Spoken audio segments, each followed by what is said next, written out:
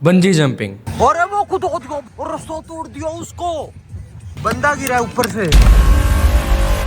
सुनने में बहुत अच्छा लगता है ना। और जो हम जेनजीज हैं उन सबको एक चुल रहती है, एक बारी बंजी जंपिंग हमें जरूर करना चाहिए। मुझे भी चुल थी, मैं भी गया था। मेरे पास तो प्रमोशन आई थी कि आप आओ हमारी इस एक्टिविटी को प्रमोट करो, तो मैं बस जस्ट देखने गया था क्योंकि सेम डे मेरे फ्रेंड सौरव जोशी ने ये व्लॉग भी पोस्ट किया था बंजी जंपिंग वाला। तो मुझे लगा कि शायद मुझे भी जाना चाहिए कंटेंट बनाने के लिए। मुझे ये था कि यार जिस चीज के लोग 5-5, 6-6 हजार रुपए पे करते हैं और मेरे पास इस चीज की प्रमोशन आ रही है, तो शायद मुझे इस चीज को देख के आना चाहिए कि होती कैसी, एक्सपीरियंस करके आना चाहिए। तो मैं भी गया। तो उन लोगों का मेरे पास दोपहर में कॉल आता है कि आप फटाफट से आ जाओ, डे लाइट में हम आपकी वीडियो शूट करेंगे। बट अनफॉर्चुनेटली मैं उनका कॉल पिक नहीं कर पाता। बाहर जाके मैंने उनको कॉल बैक करा तो तब उन्होंने मुझे ये चीज बोली कि सर आप एक्टिविटी के लिए लेट हो, आपका कोलैबोरेशन यहाँ पे हमने डन करवा रखा था। तो मैं थोड़ा सा जल्दी पहुंचने की कोशिश करता हूँ वहाँ पे, बट स्टिल भगवान ने मेरा इतना साथ दिया कि मैं वहाँ टाइम पे नहीं पहुंच पाया क्योंकि रास्ते में लैंडस्लाइड हो रही थी जिस वजह से रोड बंद किया हुआ था। आई वॉज लाइक कि नहीं भाई मुझे जल्दी पहुंचना है। तो मैंने जल्दी पहुंचने की कोशिश करी और फिर एट द एंड मैं 4:30 वहाँ पे पहुंचता हूँ और क्या देखता हूँ कि ऊपर से उस लड़के को धक्का दिया गया है और जैसे उस लड़के को धक्का दिया ना भाई, वो रस्सी बीच में से टूट गई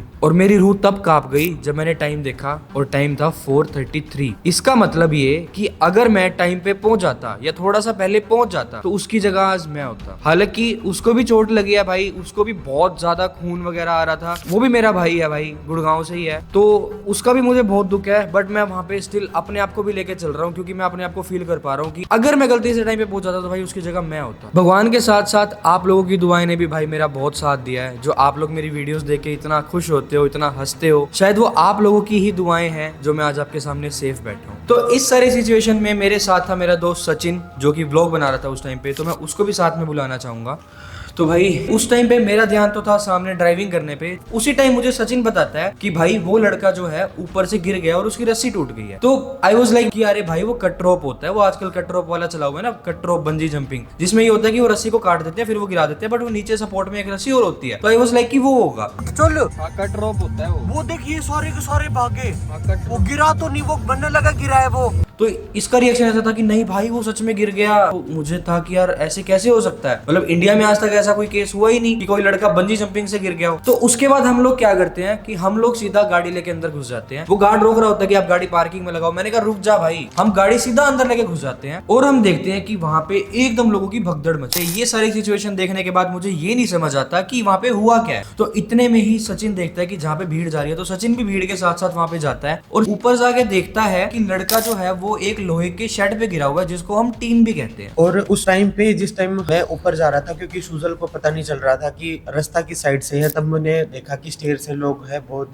सारी भीड़ है, ऊपर जा रही है। ऊपर जाने लगा, हमें रोक दिया गया वहीं पे। मैं फिर भी उनको साइड करके मैं ऊपर भागा तो मेरे सामने वो लड़का खड़ा है। अब हम लोग ये एक्सपेक्ट कर रहे थे कि इनके पास एक एम्बुलेंस तो होगी, बट इनके पास कोई एम्बुलेंस नहीं थी भाई। फिर क्या होता है कि सब लोग जब बाहर लेके जा रहे होते हैं तो जस्ट मेरे गेट के आगे गाड़ी अड़ी होती है। तो मैंने कहा यार फटाफट से तुम इसको मेरी गाड़ी में शिफ्ट करो लड़के को, और इसको मैं लेके जाता हूँ कौन से हॉस्पिटल में लेके जाना है। और फिर उनके स्टाफ वाले बंदे बोलते हैं कि आप इसको फटाफट से ऋषिकेश एम्स हॉस्पिटल में लेके जाओ। तो मैं उसको मेरी गाड़ी में ऋषिकेश एम्स हॉस्पिटल लेके जा ही रहा होता हूँ कि वो लड़का, मतलब लड़के की ऐसी कंडीशन थी भाई कि इतना ज्यादा खून बह रहा था, उसका हिला नहीं जा रहा था उससे। लिटरली वो बंदा, उसकी आंखें ऐसे थी, कोई रिएक्शन नहीं, कोई उसके फेस पे एक्सप्रेशंस नहीं थे, सिर्फ उस लड़के की आंखें थी। और वो लड़का सिर्फ इतना बोल रहा था मुझे, उसके दर्द, अपनी दर्द की आवाज में बोल रहा था कि भैया जल्दी से हॉस्पिटल पहुंचाओ। उससे ये लाइन भी पूरी नहीं बोली जा रही थी, लिटरली बता रहा हूँ। और मेरे हाथ कांप रहे थे गाड़ी चलाते हुए। और हॉस्पिटल वहां से था 55 मिनट दूर। वहां पे ऐसा सीन था ना, पहाड़ों में का तो टेढ़ा मेढ़ा रोड होती है। अगर मैं गाड़ी लेफ्ट राइट ले रहा था तो उसको दर्द हो रही थी, मैं ब्रेक मार रहा था तो दर्द हो रही थी, झटके आ रहे थे तो दर्द हो रही थी, मैं गाड़ी तेज भी नहीं चला सकता था चाह के भी। और भाई वो पूरे रास्ते वो लड़के ने इतनी ब्लीडिंग करी, मेरी गाड़ी अभी तक भाई खून से लथपथ है, पीछे वाली सीट्स। तो उसके बाद हम लोग उसको फौरन लेके पहुंच जाते हैं ऋषिकेश एम्स हॉस्पिटल में। तो जब इमरजेंसी में उसका ट्रीटमेंट स्टार्ट हुआ होता है, तब मैं अंदर जाने की कोशिश करता हूँ तो मुझे गार्ड्स रोक लेते हैं कि आप अंदर नहीं जा सकते। मैंने उनको ये बोला कि अंदर क्यों नहीं जा सकते भाई, एम्स इतना बड़ा हॉस्पिटल है। वो मुझे रोक रहे हैं कि आप अंदर पेशेंट से नहीं मिल सकते। अरे भाई मैं उसके साथ आया हूँ, उसको मैं लेके आया हूँ। मैंने गार्ड्स को ये बोला कि भाई वो मेरा भाई है, आप प्लीज मुझे अंदर जाने दो। वो मुझे अंदर नहीं जाने दे रहे। आई वाज लाइक ठीक है नहीं जाने दे रहे। तब मैंने बाहर से विंडो से भी अगर देखने की कोशिश करी तो गार्ड्स ने मुझे वो देखने के लिए भी मना कर दिया और वो आगे अड़ गए कि नहीं आप नहीं देख सकते। आई वाज लाइक भाई ये ऐसा कौन सा हॉस्पिटल है जो हमें हमारे पेशेंट को देखने तक नहीं दे रहा। तब मुझे कहीं से पता लगता है कि इन लोगों के पास पीछे से कॉल आ चुका है, तो इन लोगों ने हमें अंदर नहीं जाने दिया। मैंने उस टाइम भी क्लिप रिकॉर्ड करी थी, आप देख लो। भाई हॉस्पिटल में आए हम एम्स में, कुछ नहीं दिखाने भी नहीं दे रहे कि वो कैसी कंडीशन में है, ना ही हमको अंदर जाने दे रहे। इनको इस टाइम पर बस इतना खतरा था कि हम इनको डीफेम ना कर, क्योंकि बार बार ये मुझे एक ही चीज बोल रहे थे कि भाई यहाँ पे प्रॉपर साइन हुए हैं, प्रॉपर सिग्नेचर हुए हैं लड़के के, उसपे वो चीज मेंशन है कि अगर लड़के को कुछ भी हो जाता तो वो उसका जिम्मेदार वो खुद है, ना कि कोई और। बट भाई उस पेपर पे ये होता है कि अगर आपको खुद से कोई दिक्कत होती है, लाइक हार्ट अटैक, काफी लोगों को ऐसी दिक्कत हो जाती है, भाई दिल छोड़ जाते हैं इतनी हाइट देख के, वो चीज उनके लिए होती है। और अगर आप लोगों की थर्ड क्लास फैसिलिटी की वजह से वो रस्सी टूटी और उसके रिस्पॉन्सिबल भी हम थोड़ी है भाई, उसके तो आप हुए ना, आप चेक नहीं करते, आप 4-4, 5-5 हजार रुपए लेते हो एक बंदे को बंजी जंप कराने का, तो आप ये नहीं देख सकते कि आपकी रस्सी ठीक है या नहीं। और भाई जब मैं उस लड़के को हॉस्पिटल में लेके जा रहा था तब उनके स्टाफ के 2 बंदे मेरे साथ बैठे थे, जिसमें से एक बंदा ऐसा था उसको इस चीज की परवाह नहीं थी कि इस लड़के को लग गई है, इसकी जान भी जा सकती है। वो लड़का फोन पे ये बात कर रहा था अपने स्टाफ से कि इस लड़के की जो वीडियो है बंजी जंपिंग करते टाइम की, वो वीडियो कहीं बाहर नहीं जानी चाहिए, ध्यान रखना, वो सिर्फ आप खुद के पास रखना। और जब मैंने उसकी तरफ देखा तब वो बंदा एकदम से शांत हो गया था और बोला कि ठीक है मैं तुमसे बाद में बात करता हूँ, अभी हम लोग साथ है, हॉस्पिटल लेके जा रहे हो, तो अभी हमारे पास टाइम नहीं है, बाद में बात करता हूँ। और भाई इसी के अंदर है ना 2-3 चीजें हैं जो मैंने भी वहाँ पे नोट की थी, वो भी मैं बताना चाहूँ। जब हम उन चारों दोस्तों के साथ हॉस्पिटल के अंदर खड़े थे, इमरजेंसी के बाहर हमें निकाल दिया था, तब उन्होंने बताया कि जो मेन रस्सी बंधी हुई थी जिसके थ्रू वो नीचे जंप करवाते हैं, वो एक छोटे से हुक के साथ कनेक्टेड थी। उन्होंने हमें ये बताया कि शायद वो वेल्ड किया हुआ था, पत्ती थी पतली सी, वेल्ड की हुई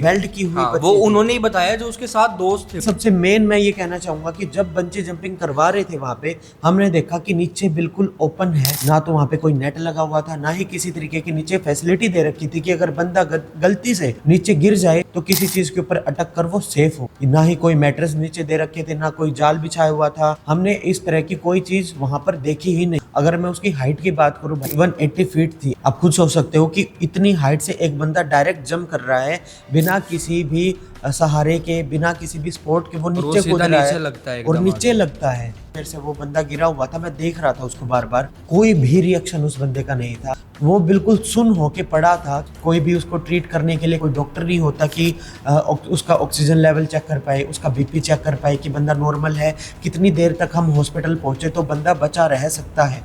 बाई चांस सुजल ने बताया भी 55 मिनट यानी कि 1 घंटा दिखा रहा था हॉस्पिटल से दूरी। लगा के चलो उस बंदे के अंदर इतनी भी जान ना हो कि वो 10 मिनट भी सरवाइव कर पाता बंदा, तो हम क्या करते। कोई भी फैसिलिटी नहीं थी, एम्बुलेंस नहीं थी। वो हमें पता है वहां पर रोक के कह रहे थे रुक जाओ हमारी गाड़ी आ रही है। वो तो मैंने कहा सुजल को कि फटाफट से बिठा के इसको लेके जा भाई। गाड़ी के अंदर हम बैठ के आए, जो हमारा ड्राइवर था उसने पता है क्या बात बोले, भाई थ्रिल फैक्ट्री वाले हैं, साइन करवा लेते हैं, अब बंदे को कुछ हो जाए तो इनकी रिस्पॉन्सिबिलिटी थोड़ी ना, जो पेपर दिखा देंगे उठा के। साइन इस चीज के थोड़ी होते हैं भाई कि आप रस्सी टूट रही है, आप इस चीज के साइन थोड़ी होते हैं भाई। जान से बढ़कर कुछ भी नहीं है। और साथ में दूसरी बात ये, हमारे जो इंस्टा पे हमने वीडियोस डाली है उस पे भी कमेंट आ रहे कि भाई बंदा मर रहा है और तुम वीडियोस बना रहे हो, तुम अपना कंटेंट निकाल रहे हो। अरे वो हर जगह होते हैं भाई, भाई, हम वो कंटेंट नहीं निकाल रहे थे, हमने सिर्फ ये क्लिप्स रिकॉर्ड की है, उसको वायरल किया है इसलिए कि जो ये खौफनाक एक्टिविटी है उस पर बैन लगनी चाहिए। भाई वो लोग हमें इतना स्टॉक कर रहे हैं कि रात को सिर्फ हमारे 20,000 व्यूज आए थे, 10 मिनट में उनका कॉल आ गया कि वीडियो डिलीट कर दो। भाई क्यों कर दो? नहीं करेंगे हम, क्योंकि सच्चाई आनी आप लोगों के सामने बहुत जरूरी है। और इतना सब कुछ हो गया तो भाई ऑब्वियसली मेरे पास बहुत लोगों के मैसेजेस आ रहे थे कि आप बस हमें ये बता दो कि ये जो बंजी जंपिंग वाले थे ये कौन थे, क्योंकि वहाँ पे 3-4 है। तो मैं बता दूं कि ये लोग थे थ्रिल फैक्ट्री से। इनकी एक एजेंसी है जो बंजी जंपिंग कराती है, राफ्टिंग कराती है और ये सब एक्टिविटीज कराती है। और इनके पास भाई कोई सिक्योरिटी नहीं है, 3rd क्लास इनकी फैसिलिटी है भाई, और ना इनके पास एम्बुलेंस तक थी भाई, मतलब बहुत बेकार फैसिलिटी है भाई। और सबसे बड़ी बात, उसके घर में सिर्फ उसकी मम्मी है, उसका एक छोटा भाई है और शायद उसकी एक छोटी बहन भी है। तो ये 3 लोग हैं, उसके फादर नहीं है भाई। वो घर पे अर्न करने वाला, कमाने वाला सिर्फ एक अकेला लड़का है। अब वो बेचारा तो बैठ गया 1.5-2 महीने के लिए, और यही अगर उस लड़के को कुछ हो जाता, वो धरती पे गिर जाता या उसकी स्पाइन चली जाती, तो उसका रिस्पॉन्सिबल क्या तुम होते क्या, जो ये लोग बंजी जंपिंग करा रहे हैं। और भाई काफी लोग मुझसे पूछ रहे थे कि उस लड़की की अभी हेल्थ का क्या अपडेट है। कि जो उसकी स्पाइन है उसके साइड में हल्की सी उसको चोट आई है और साथ में उसका जो हाथ है वो टूटा हुआ था, और साथ में कह रहे थे कि जो उसके दिल के अंदर हवा भी भर गई थी, लेकिन अभी वो स्टेबल है। और कह रहे हैं कि 4-5 दिनों के लिए वो ऋषिकेश एम्स हॉस्पिटल के अंदर ही एडमिट रहेगा। उसके बाद अगर फैमिली रेफर करवाना चाहती है दिल्ली के एम्स में या फिर गुड़गांव में, तो वो करवा सकते हैं।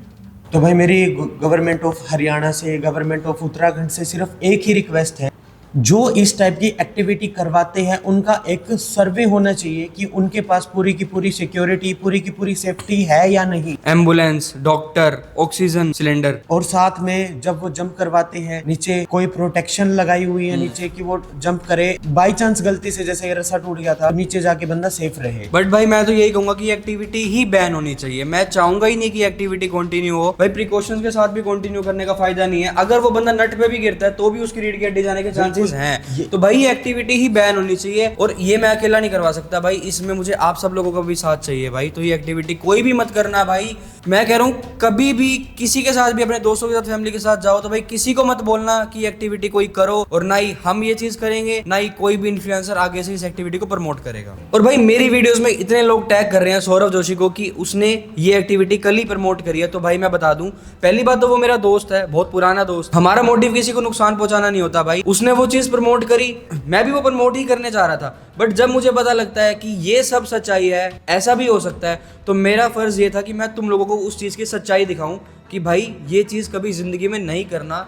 बॉयकॉट करो भाई सब लोग बंजी जंपिंग को।